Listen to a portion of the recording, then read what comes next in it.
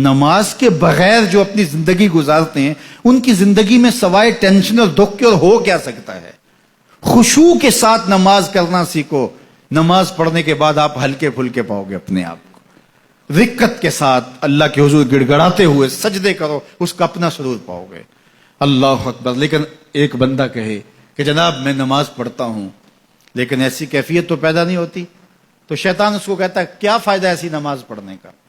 لوگ بھی کہتے ہیں فلاں بندے سے یہ جرم بھی سرزد ہوتا ہے, نماز بھی پڑھتا ہے, اس کی نماز کو مورد الزام بناتے ہیں. تو بندہ بھی کہتا ہے چھوڑے, نماز نے مجھے کیا فائدہ دیا. لیکن کہا نہیں, نماز نہیں چھوڑنی. پہلے فرمایا نماز میں خشوع کرتے ہیں, یہاں فرمایا نماز کی محافظت کرتے ہیں. اگر کسی وجہ سے خشوع پیدا نہیں ہوتا چھوڑتے پھر بھی نہیں ہے. یہ اللہ کا فریضہ ہے. محدث کچھوچوی علیہ رحمہ سے ان کے ایک مرید نے کہا حضرت نماز پڑھتا ہوں لطف نہیں آتا, مزہ نہیں آتا. تو آپ نے حیرت سے کہا کہ اس کے باوجود پڑھتے تو ہو؟ کہا جی وہ تو اللہ کا حکم ہے, وہ تو پڑھتا ہوں. تو محدث کچھوچوی علیہ رحمہ جھومنے لگے, کہا واہ واہ, تم لطف کے بندے نہیں اللہ کے بندے ہو. تمہیں سرور نہیں آتا پھر بھی پڑھتے ہو, اس کا مطلب ہے تم سرور کے لیے, مزے کے لیے, لطف کے لیے نہیں پڑھتے, تم تو اللہ کے لیے پڑھتے ہو. اللہ اکبر. تو بندہ سرور نہیں بھی آ رہا پھر بھی اپنے آپ کو کھینچ کے لا رہا ہے مسجد کے اندر. خیال تنگ کر رہے ہیں پھر بھی مصلی پہ اپنے آپ کو کھڑا کر رہا ہے. سوچے اس کو آوارہ پتے کی طرح کبھی ادھر پھینکتی ہیں کبھی ادھر پھینکتی ہیں, لیکن پھر بھی وہ کھڑا ہوا ہے کہ میں نماز پوری کر کے جانی ہے.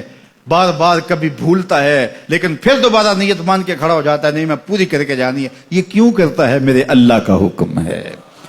تو خشوع کی وہ کیفیت نہ بھی ہو تو کہا محافظت پھر بھی کرتے ہیں. یہ خوش نصیب لوگ ہیں. اولئک هم الوارثون, یہ لوگ وارث ہیں. یہ لوگ جن میں یہ خوبی ہیں یہ وارث ہیں. کس چیز کے وارث ہیں؟ مال کے, دولت کے, کوٹھیوں کے, کاروں کے, محلات کے. کہا الذین یرثون الفردوس, یہ جنت الفردوس کے وارث. ہم فیہا خالدون, اس جنت سے وہ کبھی الگ بھی اس میں ہمیشہ رہیں گے. چونکہ موت کو بھی موت آ چکے گی, اب موت بھی نہیں, اب ہمیشہ رہیں گے. اللہ تعالیٰ فرمائے گا اَرَضِیتُم, جنتیوں کیا راضی ہو؟ اہل جنت کیا تم راضی ہو؟ تو وہ کہیں گے ہمیں کیا ہوا کہ ہم راضی نہ ہوں, ہمیں تو وہ ملا جس کا ہمیں تصور بھی نہیں تھا. ہمیں جنت مل گئی, محلات و قصور مل گئے. جو سب سے آخر میں جنت میں جائے گا, سب سے آخر میں, جس کو ہماری پنجابی میں پھاڑا کہتے ہیں, سب سے آخر میں, اس کو جنت میں کتنی جگہ ملے گی؟ جو بندہ سب سے آخر میں آتا ہے اس کو دھوپ میں جگہ ملتی ہے, جو اس سے تھوڑا سا پہلے آئے گا اس کو برآمدے میں ملی, جو اس سے پہلے آیا اس کو اندر جگہ ملی.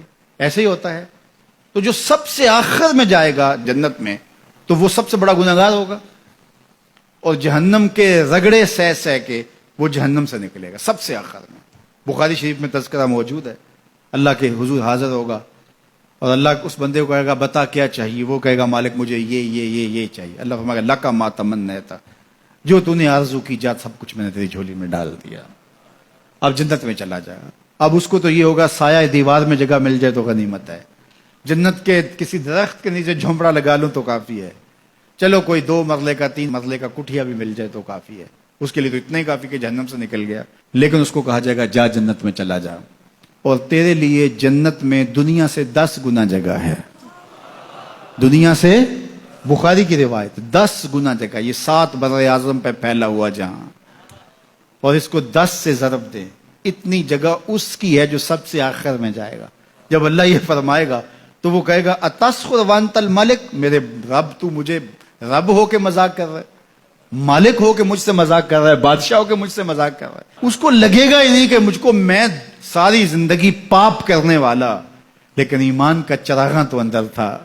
اللہ اکبر. آج نکلے گا تو جنت میں سب سے آخر جانے والے شخص کو کتنی جگہ ملے گی؟ دنیا سے 10 گنا جگہ دنیا سے سب سے آخری شخص کو, پھاٹے شخص کو ملے گی.